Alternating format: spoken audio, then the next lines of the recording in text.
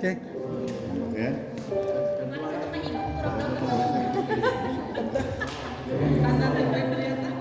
Lumawawa ka siya magkanta. Welcome, welcome.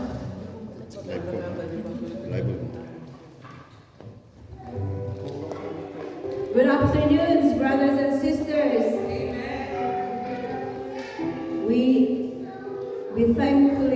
I thank God for you are here today. I thank God for I am here today. And I thank God for Sister Sally who joined us today. You are very much welcome in our midst. Yes, and we welcome everybody, and we welcome the world. We welcome globally. What do you call? It's not watcher or something like who join us today. We welcome you around the world, from the north, from the east, from the west, from the south. We welcome you all with the love of the Lord. The Filipino Fellowship invite you all as well. Whoever can come in London, you can travel by faith with us. Amen. And before we proceed, may I read the word of God today. Is in Psalms 23 verse 1. Follow me. I'm reading in New Living Translation. It says, verse 1, the Lord is my shepherd. I have all that I need. He lets me rest in green pastures or meadows. He leads me beside peaceful streams. He renews my strength. He guides me along the right path, bringing honor to His name. Even when I walk through the darkness valley, I will not fear, or I will not be afraid. For you are close beside me. Your rod and your staff protect and comfort me. You prepare a feast for me in the presence of my enemies. You honor me by anointing my head with oil. My cup overflows with blessings. Hallelujah. And verse 6 says, surely goodness and unfailing love will pursue me all the days of my life, and I will live in the house of the Lord. It's not only today, but forevermore. Amen. We will not only live in the house of the Lord today, but forever. Hallelujah. Yes, Lord, you are greater. Our God is greater than anything else. Whatever you're passing through these days, whether good or bad, in good times and in bad times, God is always there for us. Amen. Hallelujah. Thank you, Lord. Because you said in your word, my cup overflows with blessings. Hallelujah. Let this today, the blessings of the Lord will overflow to us. Amen. We claim it for His own glory. Amen. Let us pray.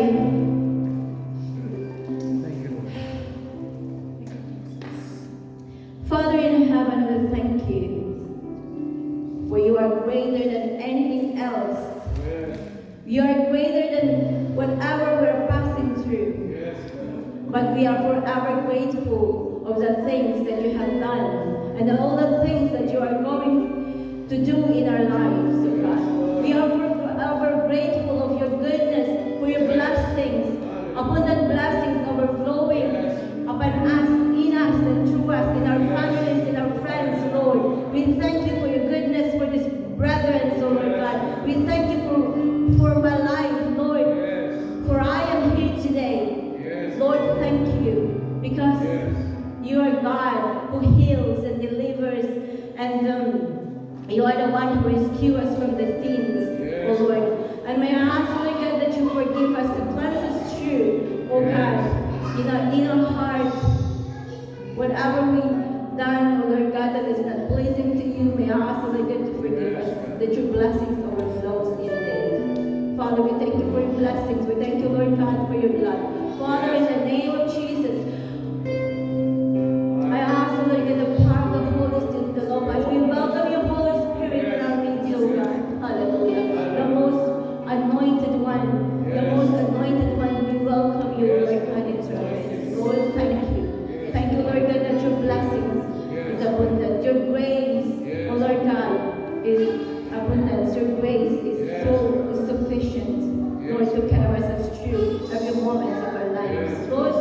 you for our lives today. We thank you for our service today. Lord, we offer into your altar of worship, Lord God, in everything that we do, the aroma, sweet aroma, Lord, that rises to the throne of your grace. Lord, mapaisam na ka kumaapi di dahil tinagundaway, Lord God. Lord, hallelujah. Lord, thank you. Oh, hallelujah, Lord God. You are the kings of kings and the Lord of lords. We worship you. We magnify your name today, Lord God. Lord, we thank you for your presence, oh Lord God. We thank you, Lord God, for your presence, the instrumentalists, not only to the musicians, but all that we're going to do today, oh Lord God. And most of all, that your bread that you have prepared for us today, Lord. The iburay mo nga, sasaong iti dahil tinagundaway ako. Babae iti mensahero mo, Lord God, iti dahil tinagundaway. Lord, let your anointing overflows through her, and it will flow through us, even, Lord God, to the viewers and listeners to these congregations, Lord God. We commit everything into your hands, Lord God, and in everything to do. Lord, may we glorify your name. Oh, hallelujah. We commit everything, oh Lord God, into your hands, oh Lord. Even, oh Lord God, to the praise and worship leader today, Lord God. Oh, manay tayo ka ako. Manay tayo ka. Hallelujah, hallelujah. Oh, hallelujah. Thank you, Jesus. Thank you, Lord, for your presence. We welcome you, Lord. Hallelujah. We welcome you with all our voices, the songs that you have prepared today, Lord God. Hallelujah. We proclaim your goodness through our songs, oh God. Hallelujah. That indeed you are great. You are great, great God. Hallelujah. Oh, thank you. We give you back, oh Lord God, all the praises and glory and honor in Jesus' name. We pray. Hallelujah. We ask Sister Ingrid to lead us in worship. Amen. 2 or 3 gather in his name. He always in the midst of us. Amen. I can feel it already. The presence of God is here. Truly, the God is so faithful. He's so awesome. He's always be with us wherever we go, wherever we are. He always there for us. Hallelujah, Jesus. It's all for you, Lord. Jesus, hallelujah.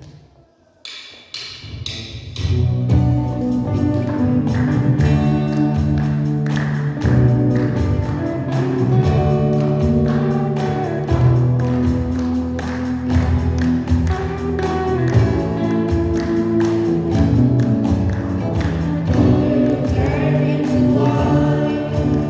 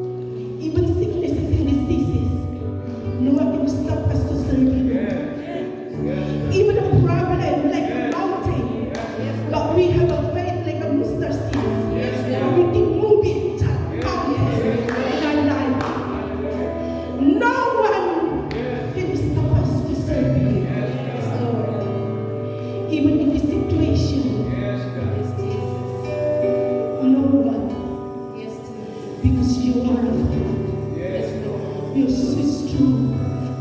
Lord, we thank you, Lord, Yes. for your awesome presence in this place, God. Yes. You're so amazing, Lord Jesus. Yes, Lord. We go and stand Yes, Jesus. and hold our faith in you, Yes. your promises. Yes. Yes, Jesus. And there is a power in your name. Yes. Yes, Lord. We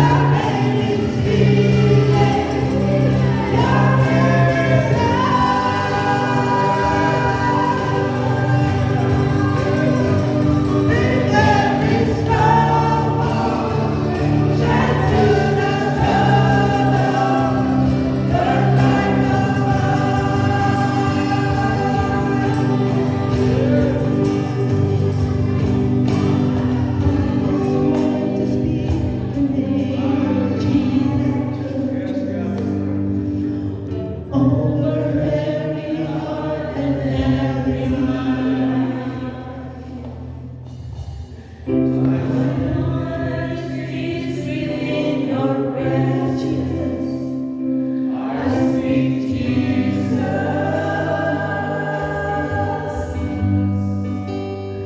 we sing? There is some power in His name. Your name is power. Your name is love. We declare that the name of Jesus is our hope.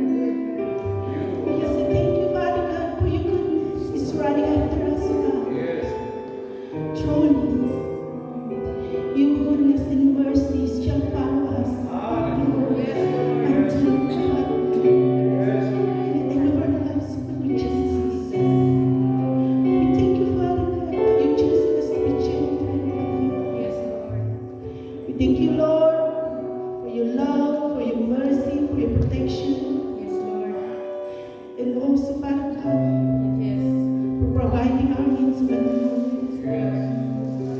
Lord, we love you so much. It's all belongs to you, Father God. All this Father God belongs to you. We love you so much, Father God. In Jesus' name we pray. Amen. Isang malakas na palakpak po pa, Lord. Yan na ba ang pinakamalakas na palakpak mo? Wala na bang mas malakas dyan? Yan na ba? Lord, para sa Lord. Yan na ba yung pinakamalakas na palakpak natin? Hallelujah. Thank you, Lord. Thank you, Lord, for your presence. Thank you for your sweet presence, our God. Thank you, Lord. Thank you. Welcome. We just want to welcome each and every one of us, my dear brethren. Oh, no, split tayo ngayon. English tayo. Hello, sister. I forgot your name, but you are welcome in this family. Amen. Tita, Sally, you are welcome in this family. Amen. We are a church that love God, serve God, and love people. Amen. Can we all stand up, my dear brethren, and may we welcome them with shake hands or arako, cuddle or something. Let us welcome each other. Para hindi pa tayo nagbatian kanina. Come on, five people, let us greet one another. Amen, amen. Amen. There we go. There we go.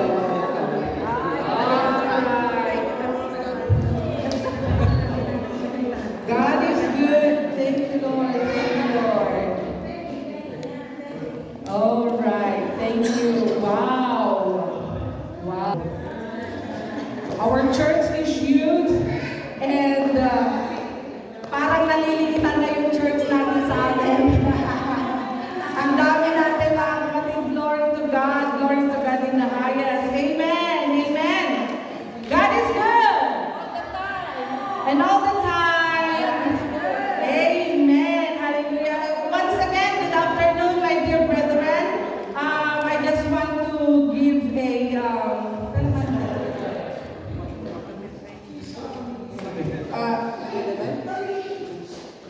sound check. Yeah. Okay.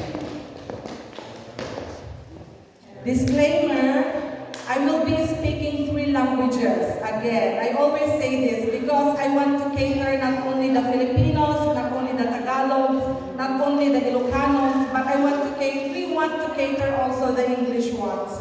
So yeah, if you heard me say the words that you can understand, just clap, okay? Just clap for me, okay? And if you didn't understand what I said, just clap for me also. Is it clear, my dear brethren? Amen. I just want to congratulate for our dear brethren, especially the fathers, because this month, our Father's Day. I think it's the 3rd Sunday of this month we will be celebrating, and you are welcome also. You can come and join us again.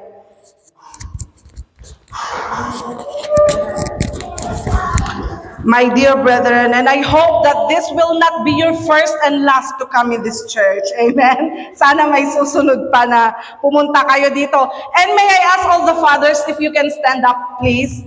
Yung mga tatay at saka yung mga feeling tatay, can you stand up, honey? Feeling tatay, stand up. Can we give them a big round of applause by the... Come on, honey. Okay.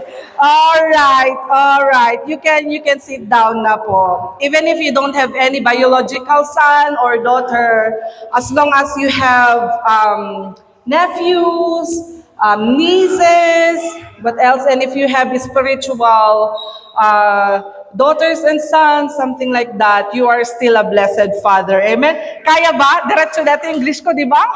Thank you, Lord. Can you look at the person beside you? Is he a father? And again, I just want to say, Sila po ang bida ngayong buwan na ito. What is the English of that? Star of this month? Let's just call they are the star of this month. Because you are well celebrated, my dear brethren.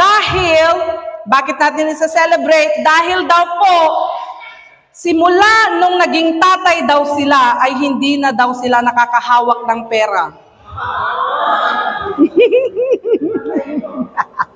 Puro resibo na lang daw ang laman ng wallet nila. And as we listen for the word today, my dear brethren, if that father beside you fell asleep, just let them sleep. Just let them sleep and just let them rest. They can continue resting here in the church because they are well celebrated, okay?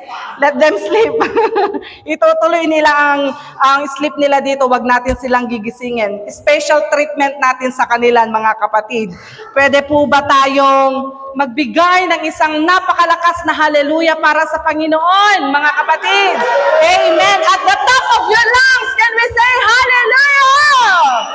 Amen. Palakpakan tayo manitiya po, kakabsat. Okay. I prepared an Ilocano and Tagalog sermon, but I will be translating in the midst of you, my dear brethren. Okay, let's start listening and studying the Word of God with the topic, Be Firm in Christ. Hashtag Kalma. This is the continuation of the message last Sunday, my dear brethren, na maging matatag tayo kay Kristo. Let us be firm in Christ. And may we find hope and strength and courage in Jesus. Amen? Let us go to our text, 1 Corinthians chapter 15, verse 58. You can read with me there. Therefore, my beloved brethren, be firm or steadfast, unmovable, always abounding in love, in the work of the Lord, for as much as you know that your labor is not in vain in the Lord. Let's pray. Lord, we just want to praise you. We just want to thank you, and we just want to glorify and magnify your name today, O Lord God. We have read your words already, O Lord God. Kat apo nagtakdiran iti adipem. Lord, may I ask, O Lord God, apo, for you to bless all your people, O Lord God, nga makadengeg kadagiti nga sasaom, O Lord God. Medisyonam iti adipem, apo. Pulutam, apo, ito tumunggal may sa kana kami ng nangruna, apo, kanyak nga aramatem. Ket agyab kasak, apo, akas ititeng nga iti pagayatam. Thank you, Lord. May you meet all our needs, O Lord God, today, physically, mentally, financially, materially. Amin, amin, apo, ng nangruna, spiritually. Madaydayaw ka, apo. To God be all the glory. In Jesus' name we pray. Amen and amen. So, you know, my dear brethren, lagi po itong sinasabi ng mga lahat ng mga Kristiyano that we are not exempted sa mga difficult situations in our lives. We are not exempted, okay? These difficult situations in life, talaga nga, whether we like it or not, we will pass through all these things. Amen? Uray man paiket di aglinged ka, kabsat. Dalapusen na ka nga dalapusen, dagiti narerekot nga banbanag when no trials iti biyag. Amen? Okay. In fact, God allows us to face these different trials in life. Okay? And that is what 1 Corinthians chapter 15 verse 58 exactly telling us. Na kitain niyo ko na dijay, my beloved brethren, be firm. Be unmovable, always abounding in the work of the Lord, for as much as you know that your labor is not in vain. Yung na-highlightan dyan, mga kapatid, yung na-underline nandyan, na be firm, it means talagang adatex expectaren tayo nga pakagungunan. Okay? Winarningan na tayon, kakabsat, nga be firm. Meaning, if there's a warning, then we should expect something, whether it is good or bad. No, be firm, kunana, God is now giving us warning to be ready, to be prepared, okay, of what might happen in the future.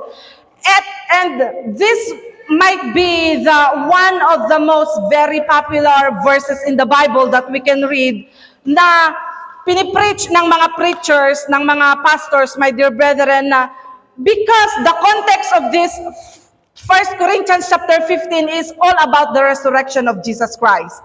Contextually speaking, my dear brethren, from verse 1, kaabsat, this is all about the resurrection of Jesus.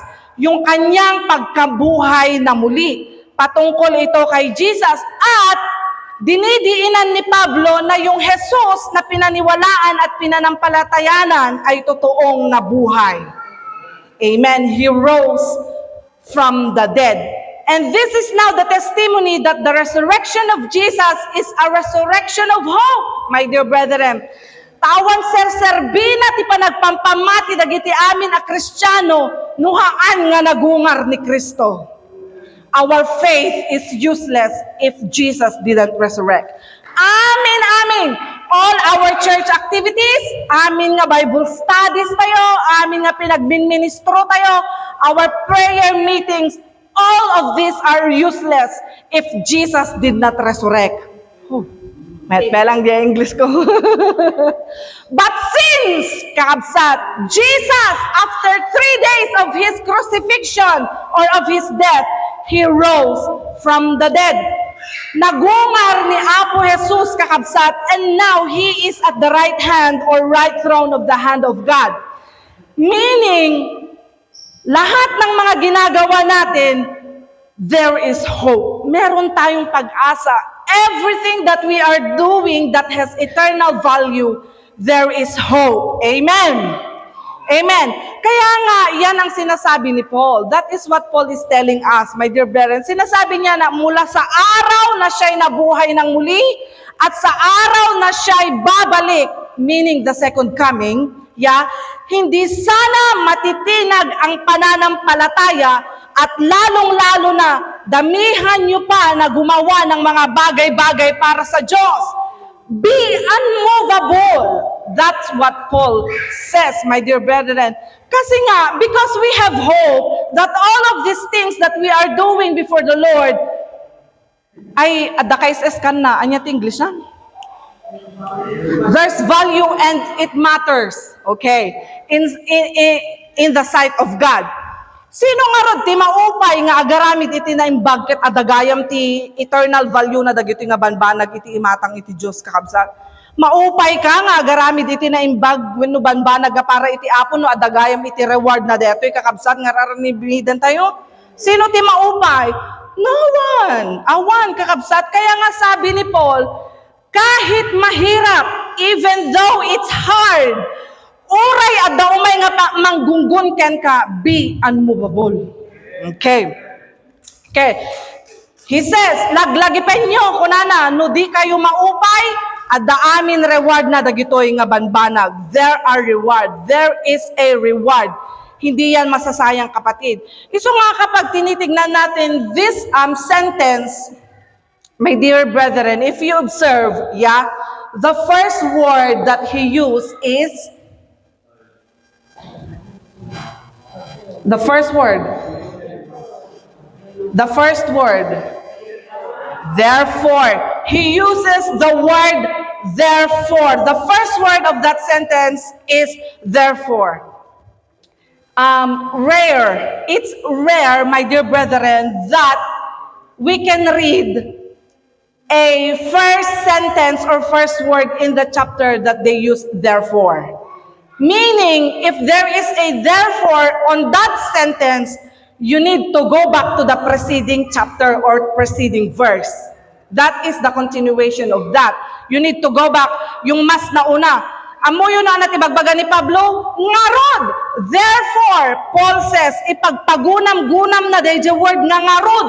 Therefore, dinidiinan na mga kapatid, ibig sabihin, it meaning that Paul is serious in saying that we need to be firm and we need to be immovable. Serious ni Pablo kakabsat. Amen? Ngarod, kunana, ibagbaga ni Pablo, I urge all Christians to be serious in their life ministry.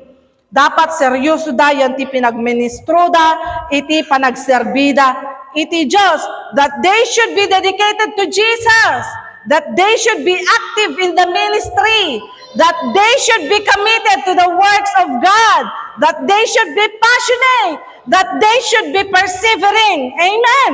Can we give God a big clap offering, my dear brethren? Ate Joy, why did you put the word persevering in there? Yes. In our service to God, in serving God, there is pain. My pain. Yes, it's true that if we serve God, there is blessing, there is favor, there is mercy, there's deliverance, there is breakthrough, there is provision, what else? There is protection. There is blessing, but there is pain. Hindi yan maiiwasan. Wala pa akong nakitang Kristiyano na sumunod kay Lord na hindi nasaktan. At yung iba naman na nasaktan, hindi si Lord ang sinunod nila, yung puso nila. Kaya ayun, nasaktan sila. Always remember, my dear brethren, if Jesus is inside the boat, they were not excused of the storm. The disciples, even as Jesus was inside the boat, they were not excused of the storm. Apay, excuse ka dagi the disciples, hindi may tibagyo, ureda ni Apo Jesus? No, kabsat, no. Walang exempted. No one is exempted. Actually, God allowed them to went through the storms. Amen? You know the very reason why God allowed this storm? Why God allowed the disciples to go through that storm? Na talagang tumungo sila, pasungo doon sa bagyo, my dear brethren, because God wants them to reveal who they really are in the Lord. Amen. At, deto'y mat iterason na kada tayo kakabsat, storms are very necessary in life. Okay? Laglagipin tayo, we should remember that. Storms are very necessary in life. We should always remember that. You know the very reason, my dear brethren, to reveal who we really are. To reveal who we really are in the Lord. Tapno maipakita no siya sino nga talaga, when no anya iti kinasya sino tayo at talaga iti imatang iti apo. At napatunayan ni Jesus that these disciples, even though Jesus was inside the boat, they have little faith. Sabi sa King James Version, "Oh, you of little faith." Mas masakit pakinggan yun, mga kapatid. Wala silang pagtitiwala sa Diyos, wala silang pananampalataya sa Lord. Alam nyo ba, mga kapatid, kung bakit? Nawalan sila ng hope. Ano English? Tilumnad. We are drowning! Mamamatay na tayo! Lumnad tayo! Where is Jesus? Ay, apo, maturog, natutulog. Jesus is sleeping. Tignan nyo, even there is a storm, Jesus is sleeping, my dear brethren, natutulog si Jesus. Dahil, totoo yung lagi kong sinasabi na kalma. Okay? Bakit ka kasi magsastruggle pag may bagyo? Normal lang naman ang mga tao na darating sa buhay natin yan. Okay? At yung pinaka-importante na meaning o dulot ng bagyo, hayaan mo lang, let it be. Oh, di ba? English Leia? Because in that storm, the Lord will help us to be mas malapit pa sa Kanya. To be closer. Oh, thank you, Manang Lingling. To be closer to Him, my dear brethren. And sila, nawalan sila ng faith. These disciples, nawalan sila ng faith. Kaya kapag ka may bagyo, kakabsat, dito natin makikita or masusukat kung gaano kalalim at ka-strong yung foundation ng faith natin bilang isang Kristiyano. Okay. When a storm comes, ito yung time that you will evaluate yourself or your foundation in the Lord. How long have you been in the ministry? How long have you been as a Christian? Kasanon ti kabayag mo nga Kristiyano ka nga, agserserbi kakabsat. Dagitay ubing nga Kristiyano agad mabalin nga agi-struggle daw when numarigatan da, no kasta nga dati kapadasan da, kasi handa pa mo aramidin da. But if you are 10 years, 15 years, 30 years kan nga Kristiyano, tapos kasla ka pelang kadagije, disipulo nga naawanan itinamnama kakabsat, doon mo makikita kung sino ka sa Diyos, kung may bagyong parating. And if your boat is sinking or if your boat is breaking, no dayta bilog mo kat kaslalumlum deden, hold on, kakabsat. Sabi doon, kitain tayo kakabsat, hold on, be firm, isudeyay hani. Kung may bagyo na darating, matuto tayong magtiwala at kumapit sa Panginoon. Amen. Palakpakan tayo maniti Apo, kakabsat. Amen. Can we read Psalm 125 verse 1?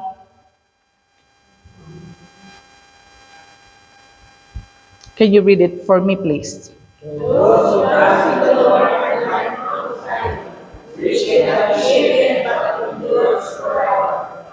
They that trust in the Lord shall be as Mount Zion. Do you know what Mount Zion is? Daytay ti syudad nga umayan ni Apo Jesus. Okay? Tuloy tayo, which cannot be removed but endures forever. It is entrusting in the Lord that enable us to endure all the difficult things in this world. Daytoy laeng kakabsat iti rason, tapnon iti kasta, isot mamagbalin kada tayo nga natibker ken makaundor aging ganat panungpalan. No adda iti panagtalek mo ito Apo, if you have trust in the Lord. Because in your trust or in your faith, ito yung tanging dahilan, this is the very reason why we can endure and why we can have that victory in life. Amen? Ang hirap mag-English. Kaya nga sabihin mo sa katabi mo, kaya mo ba kapatid? Can you do it? Can you do it? Kaya mo ba kapatid? Adapay na yun na. Kaya mo ba hanggang 12 rounds ko naman? Parang ibang iniisip nyo dyan Tignan nyo si Manny Pacquiao kakabsat. Bakit laging nananalo si Manny Pacquiao? Because in condition na iti bagina, nga makilaban ingana iti round 15. Kaya lagi siyang nananalo. Dinagdagan pa niya ng 3 rounds para maka-endure siya hanggang sa round 12 or round 15. Sinubraan na may 3 kakabsat. Okay. Ada yung surat ko dito. Walang problema na kahit gaano man kadami, gaano man karaming problema na pagdadaanan natin, basta meron kang Diyos na kasama. If God is with you, there is no big problem. There is no problem too big. If you are with God and if you trust in the Lord, there is no mountain too tall if you have trust in the Lord. And there is no storm too dark if you are in the Lord. Amen? Paglaki din, dakanta ka kasdayan. This is the problem, my dear brethren. If you only have one problem, but you don't have God in your life, you will lose. But if you have a lot of problems and God is with you, you will win the battle and you will be victorious. Amen? Uray umatiparpar nga problema ti sumangbay ti biag basta no adda ni Apo Dios ken kakakabsat awan ti problema. Uray met kastoy lang kadakkel ti problema na awan ni Kristo ken kamaatiw ka. Amen? Kahit talikuran man tayo ng lahat ng ating mga kaibigan, kung hindi tayo iiwan ng Diyos, mananaig pa rin ang tagumpay. Amen? Sana all hindi iniiwan. Yun nga ang masakit kakabsat. Napakadaming pangako, sobrang tamis ng mga pangako, ang daming mga chocolates na binigay, pero sa bandang huli, iniwan din sa ere. Masakit yun kapatid. Pero this is the good news. Jesus will never leave you nor forsake you. Amen, amen, amen. The more we are tried, no ad-ado ti panakapadas tayo kakabsat, we should always remember, this should be the things that we must do. The more we must magnify the Lord. Amen. Uray ado dagiti kapadasan tayo, ad-ado kuma iti gundaway nga i-magnify tayo, wenno itantanok tayo, wenno padayawan tayo ni Apo Dios iti panagbiag tayo. Apay, kunanay Psalm 34 verse 3, oh, magnify the Lord with me, and let us exalt His name together. This is my question, my dear brethren. What is your storm in life? Nakadado dagiti bagyo iti panagbiag tayo. Now I am asking you, what is your personal storm in life? Is it sickness? Sino dito iti dati marikrik na ng sakit kakabsat? Amen. What is your storm in life? Do you lack financial needs? Kasapulan tinaldaw-aldaw? What is your storm in life, my dear brethren? Conflict inside the family? Is it conflict inside the family? What is your storm in life? I don't know your storm. I don't know what you are facing at the moment. But if you are sick, the more you are sick, the more you should magnify the Lord as your healer.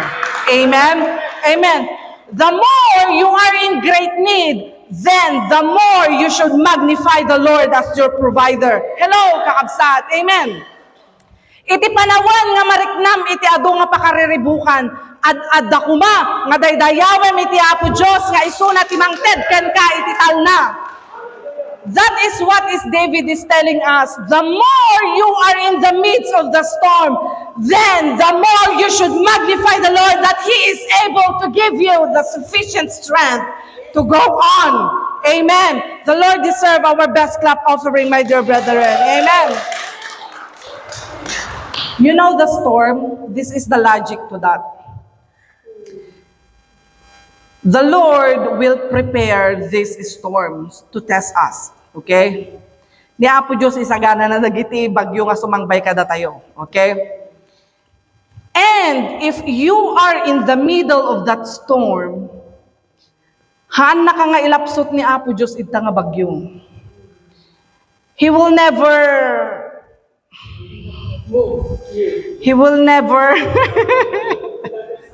yeah, He will never help. He will never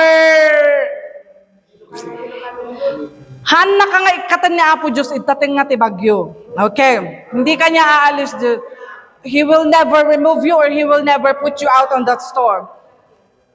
Ang gagawin ni Lord, pag magtitiwala ka sa Kanya, bibigyan ka ng sapat na lakas, ikan na ka iti makaanay nga pigsa kakabsat, tapno makapagtuloy ka, aging gana nga masarangat mo dahi nga bagyo. Okay. Deye ti Ilocano na, kung may English kakabsat. And if your storm is lack of assurance, then you should magnify the Lord. You should magnify Jesus as He is your all in your life. Siya lang kakabsat, He is the only one. If you are really hopeless, go back to Jesus. Go to God. Yeah. Iso lang iti makaitad kang ka iti living hope. He is only our living hope. Just allow these storms to come. Yes, we need to welcome. We can even welcome these storms to come. Kakabsat. Ipalubos tayo nga sumangbay da. Because these are the essential things we need to grow in life. Hindi tayo lalago kung wala nga tayong storm sa buhay. We will never grow if we do not go through difficulties in life. Okay? And this is my question, my dear brethren. Yang faith mo ba, with that faith you have at the moment, can it endure until the end? Kaya bang mag-endure sa mga disappointments, sa mga frustrations na darating sa buhay mo? Can we evaluate ourselves, my dear brethren? Ito bang faith ko ngayon ay kaya kong mapagtagumpayan ang mga darating na discouragement sa buhay? Ikaw lang ang makakasagot niyan. Only you can answer that question, my dear brethren. But if I were going to answer this question, I hope it's a yes. I hope this faith that we have at the moment is or will be able to help us to endure these frustrations and disappointments of God. Dahil ito ang pangako ng Diyos, mga kapatid. Let nothing move you.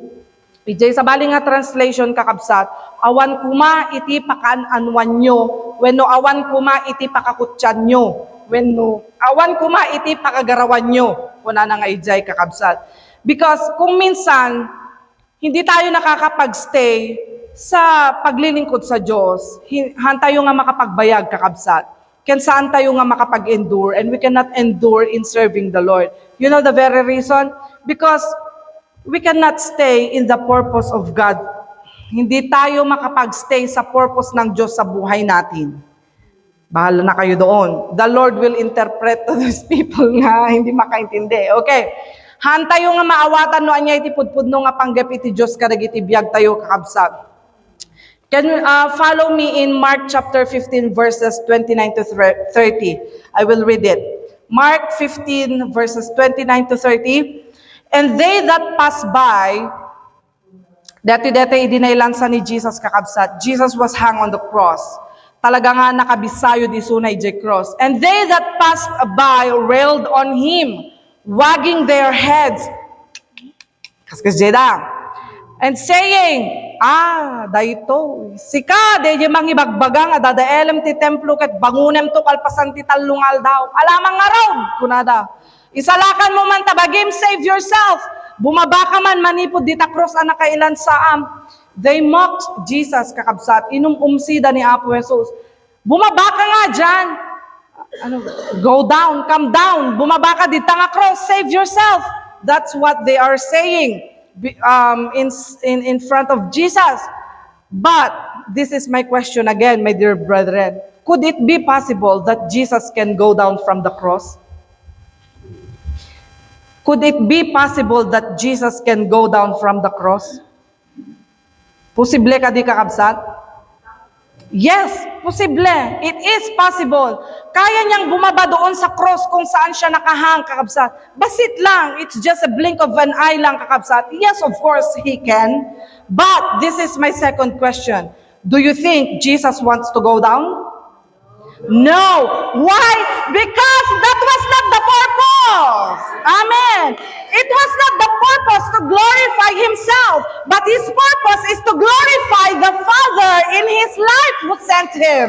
Amen. Iso nga ayatan nga kakabsat. If Jesus didn't follow or if Jesus didn't obey the purpose of God in His life, kakabsat, aging gana itata, awan pay pulos itinay salakan. No kung man nag-violate ni Jesus and He did not obey the purpose of His Father in His life, siya uray sika awan pay pulos tinay salakan. Amen, kakabsat. Why? Because that is not the purpose. His purpose is to glorify the purpose of the Father, to glorify the name of the Father. Kaya nga walang sino man ang maliligtas kung hindi namatay si Jesus. Ito yung malaking kamalian ng mga Kristiyano minsan, kakabsat. They do not stay in their purpose, in their divine purpose. Kaya nga sabi ng Panginoon, stay in your purpose. Nothing should move you. Wala sanang awan kuma, iti pakagungunan nyo, wenno pakakutyan nyo. Agsipod, taray ito, iti reward tayo, kakabsat. Ang Diyos, tinitignan niya kung anumang bagay ang ginagawa mo para sa Kanya. God is not our enemy, okay? Ang Diyos, hindi natin siya kaaway. Kasangga mo siya. Ano ba sa English yun? Kasangga mo siya. Kakampi. English nga, Rodmana. Ha? Ano, Pastor? Teammate. Oh, yeah. That's it. God is not our enemy, but He is our teammate. Oh, thank you for the translation. Maybe you will ask me, Ate Joy, why am I going through this pain? Bakit ako naghihirap, Ate Joy? Why am I being tested, Ate Joy? Apay nga mapadpadas na. Relax, kakabsat. Ang Diyos, isa lang ang kanyang sinasabi. Anak, kalma. Kakabsat. Iso nga napansin nyo dahil, tema tayo tangal daw, kakabsat, #kalma. So nga ko naman takabay mo, #kalma, kakabsat, kalma. Okay. Whether you understand what is happening in your life right now or whether you can't understand what is happening in your life right now, just be calm. Kalma, kakabsat. Let us put our trust in the Lord. Follow me in Nehemiah chapter 6 verses 2 to 3. Nehemiah chapter 6 verses 2 to 3. That Sanballat and Geshem sent message unto me, saying, si Nehemiah is the one speaking here, my dear brethren, okay? These three, Sanballat, Tobias, at Geshem, ito yung mga bashers ni Nehemiah, okay? Bashers na talaga. Nung unang panahon may bashers na pala, binabash nila si Nehemiah dito. Ni Sanballat, ni Geshem, ken ni Tobias, nag-send da email ko kunan Nehemiah kakabsat. Nag-email da kanya kunan ha. Ket kinunada, umay ka, come, let us meet together. Umay ka, no talaga nga kayat mo, agmimit tayo, jemakdo kunan. In some one of the villages in the plain of Uno. But they thought of do me evil or mischief. Okay? Verse 3. Kat nag-reply mo. Kuna ni Nehemiah kabsat. Ngamhan nga emailan, messengeran.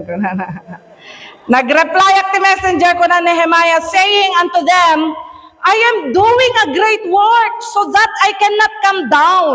Nakapatpatag daytoy ar-aramidag. Importante daytoy ipapaaramid ti Diyos kanya. Hanak makaumay. Kan may sapay, hangko kaya timakdo, mang inasal mabalbalin ko na. Why should I leave it and come down to you?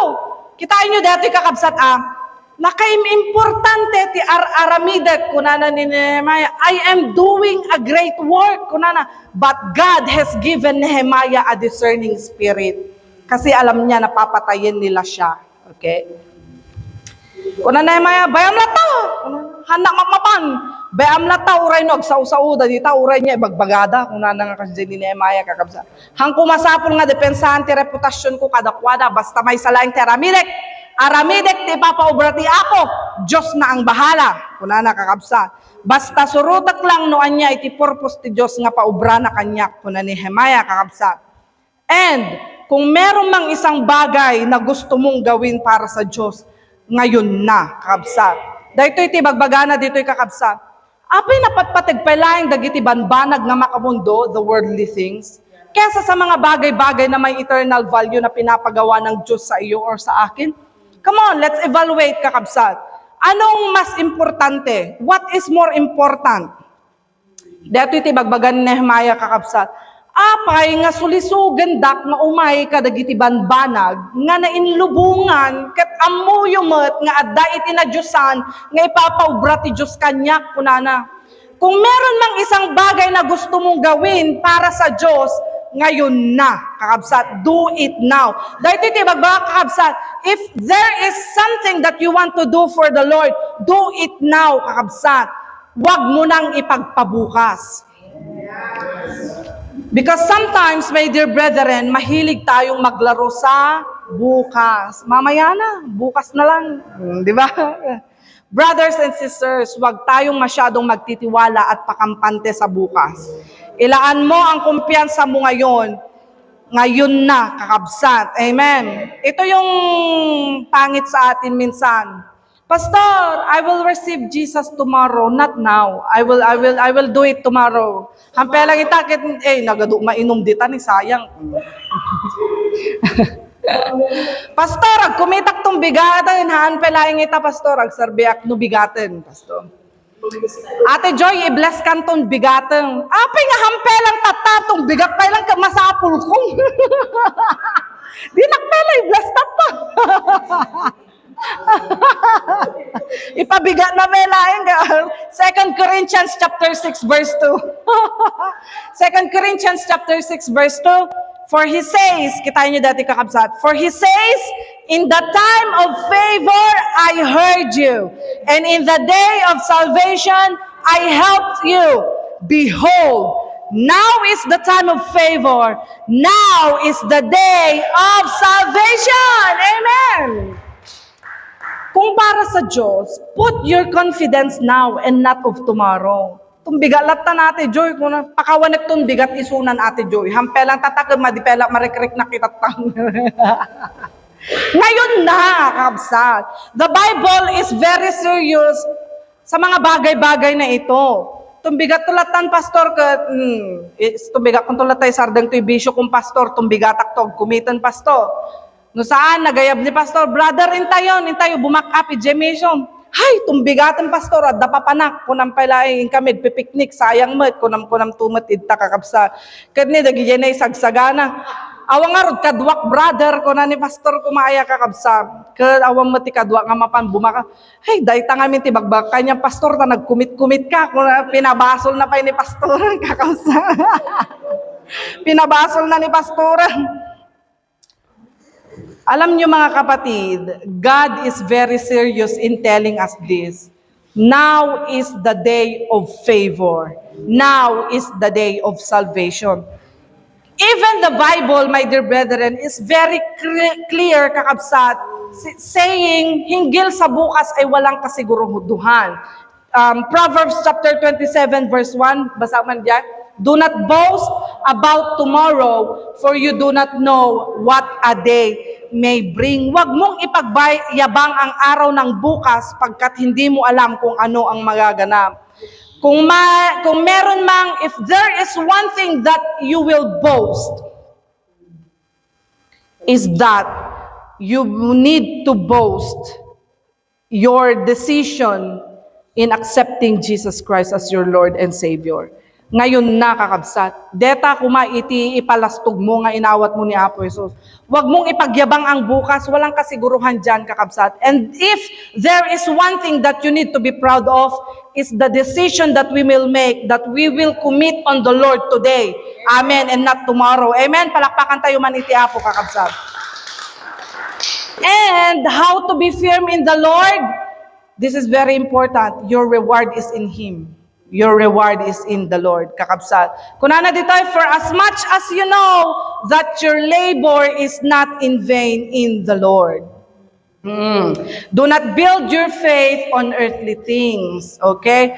Huwag mong ilaan yung pananampalataya mo sa mga bagay-bagay na makamundo, but you must labor in the Lord. Para iti Apo, adwan tayo kumakakabsat, iti aramid para iti Apo. Ate Joy, nagyan di bangkok. Dakkel ti dulduling ko. Kitam 2 million. Apo, nagadong. Alawin ka di. Hindi nagsaya. Huwag kang magtiwala sa bank account mo. Ay, baknang ti parents ko, pastor. Inek-ektariat dagada. Ikarkararag ko nga rin nga dumanida. Kung mamapanin ta, no matagikwak. Paunay mo tapanggep mon kabsat. Napintas ni trabaho ka, Ate Joy, 200,000 naman ti sahod ko talaga. Do not build your faith and hope sa mga bagay-bagay na makamundo. Laglagipen tayo kakabsat. Ado business ko, sa nga pulo ti business ko talaga. Alawon ka diwon, husto. But do not trust on these things. Haan ka nga agtaltalag ka, dagito nga banbanag, in a blink of an eye, pwedeng mawala yan. It can disappear or it can be destroyed in a blink of an eye. Tayo nyo kakabsat, COVID-19 has taught us a lot of things. Yeah?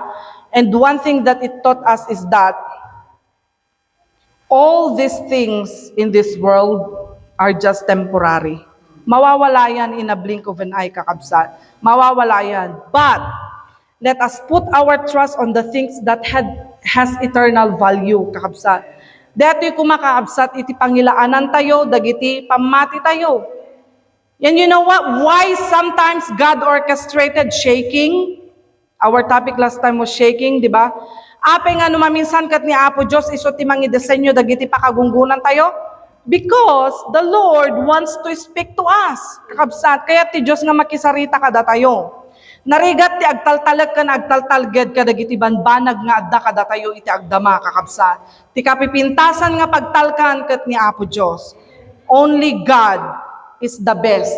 Oh, di ba? Only God is the best. In to trust. Iti apagapaman wenno iti apagbiit kakabsat pukawen iti Apo dagita. Anan to mabati kang ka? Awan. Pero sabi dito, kahit mawala man ang lahat ng mga bagay-bagay, kung mayroong Jesus sa puso natin, then everything will be yours. Even though I have everything, but without Christ, I am nothing. Amen. And if I don't have anything in this world, but with Christ, I have everything. Amen. Hallelujah. You know, my dear brethren, shaking is God's way of speaking. Okay? Iti panang gungun kakabsat, that is the way of God to speak to us. If you would still remember our illustration last Sunday, you remember the rice, the atep, the taep, the etta, you know. You know, the lesson in that is, no agtaep ka, you separate this unworthy stuff, okay? Etta, bato, pagpag, you separate this stuff, okay? So nga, when God is shaking us, kakabsat, God is preparing our hearts and separating us from the things that are not worthy. Amen. Amen. Itinatabi tayo ng Diyos. Ipine-prepare tayo ng Diyos sa mga bagay-bagay na walang saysay. Let me read this chapter before I end, kakabsat. Hebrews chapter 12, verse 26 down to verse 28.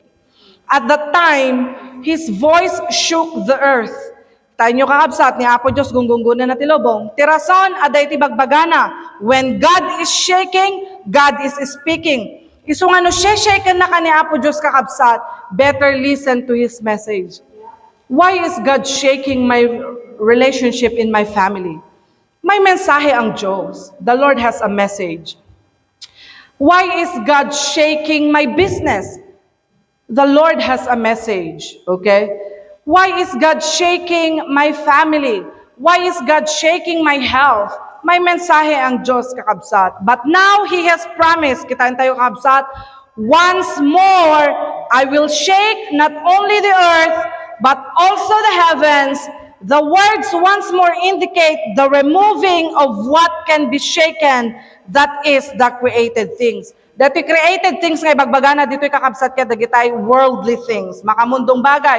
So that what cannot be shaken may remain. Tapno dagiti napapataglaan nga banbanag, isodalaang iti matagnayon. Verse 28. Therefore, since we are receiving a kingdom that cannot be shaken, isagsaganat na tayo ni Apo Diyos yan ti pagarian nga sa antupulos nga magunggon, let us be thankful nga rod kuna nakakabsat, masapol tayo ti agyaman, let us be thankful and so worship God acceptably with reverence and awe. Iti pag nakagunggon kakabsat, walang problema dyan.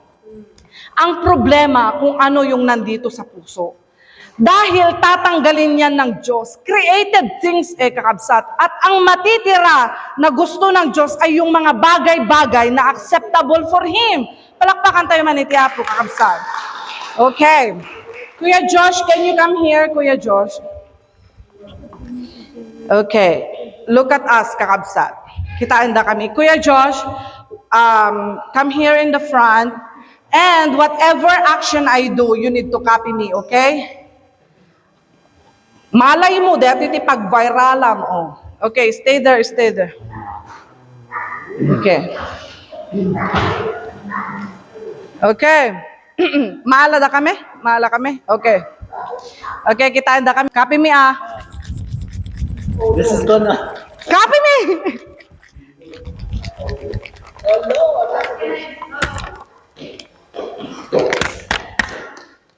Open.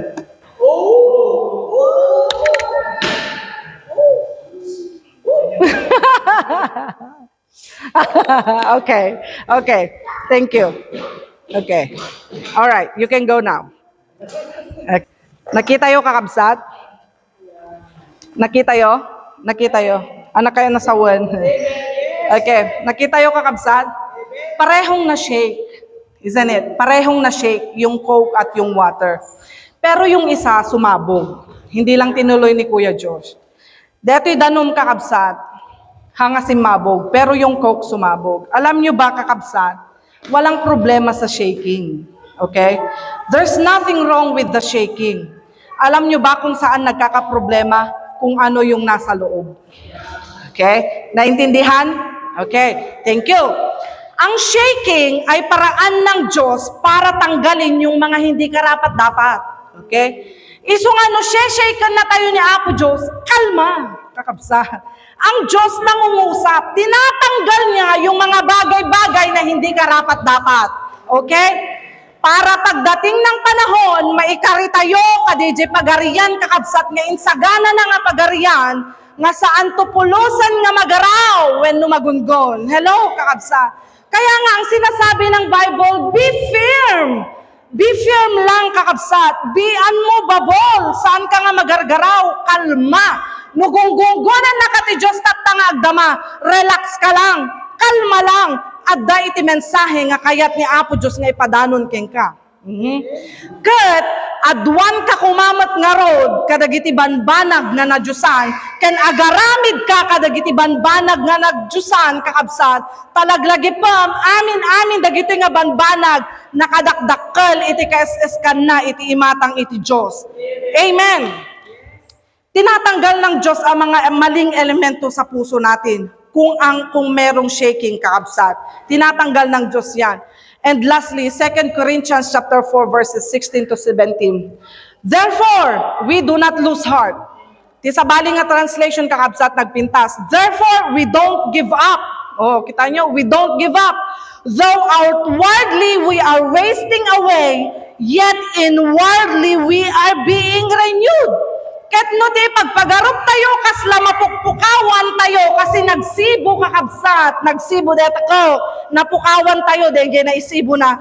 Ngam ti kinapod no nakakabsat iti kaunggan tayo mapagpabaro. Amen. Day by day nga mapagpabaro. Verse 17, for our light and momentary troubles, ti agdama nga kapadasan tayo, they are just temporary.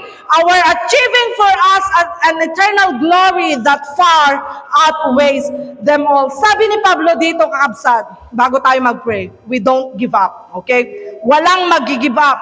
Bakit kami mag-give up? Why would I give up? Uray mampaykit di mapespes kami, kunana ni Pablo kakabsat. Uray mampaykit di mapisang-pisang kami. Uray mampaykit di mapiga kami. We do not stop. We don't stop things for Christ, kunana ni Pablo kakabsat. Why?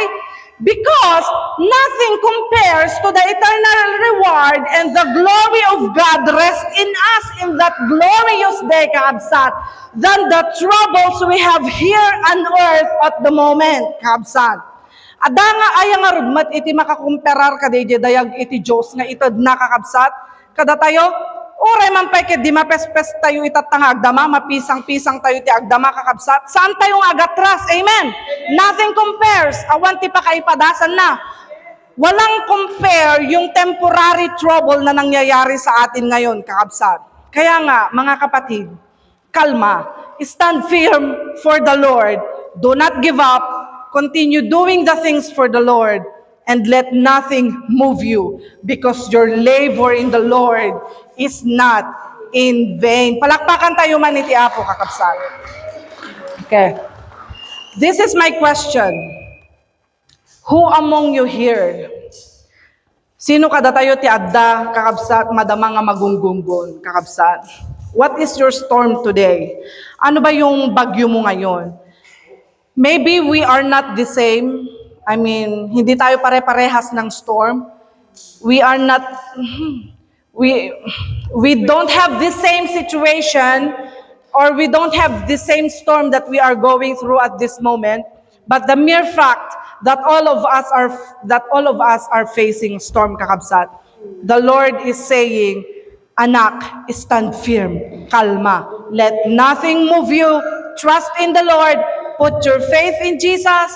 Just continue the things, the purpose that God wants you to do, knowing that your labor is not in vain. Find strength in Jesus, kakabsat. Sa pulen tayo tipigsa tayo kini Apo Jesus. Isot paggapuan itikired ken bileg tayo kakabsat. Iso nga itatangag dama kakabsat. If your storm is sickness, find your strength in Jesus. If your storm is lack of financial need, find your strength in Jesus. If your storm right now is lack of peace, find your peace in Jesus, kakabsat. And if your storm in life is you do not have hope, find your hope and strength in Jesus. Only Him we can find the strength and the hope we are looking for. Amen? Ang Diyos na nagmahal at hindi nag-give up para sa atin, tayo ay walang dahilan kakabsat para mag-give up. Gamin ni Pay Apo Jesus, haan nga nag-give up kada tayo. Amen kakabsat? Amen. Isang malakas na palakpak po para sa Lord. Amen. Thank you, Lord. Thank you, Jesus. Let us move the hand of God through our worship. Pwede po ba tayong tumayo lahat? Sino dito gusto mag-worship at ready na mag-worship sa Lord? Amen? Come on, join me in worshiping and giving thanks to Jesus. Hallelujah. Habang mag-worship tayo mga kapatid, believe and expect, kakabsat, the hand of God moving and touching your problem. Amen. Are you ready, my dear brethren? May we sing that song, Our God is Greater. I have the lyrics here. What are you?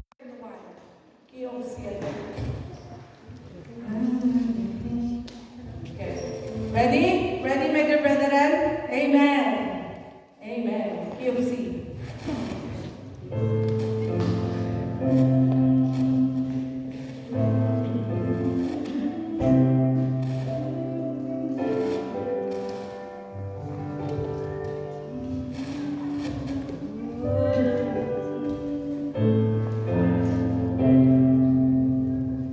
Open the eyes of the blind. There's no one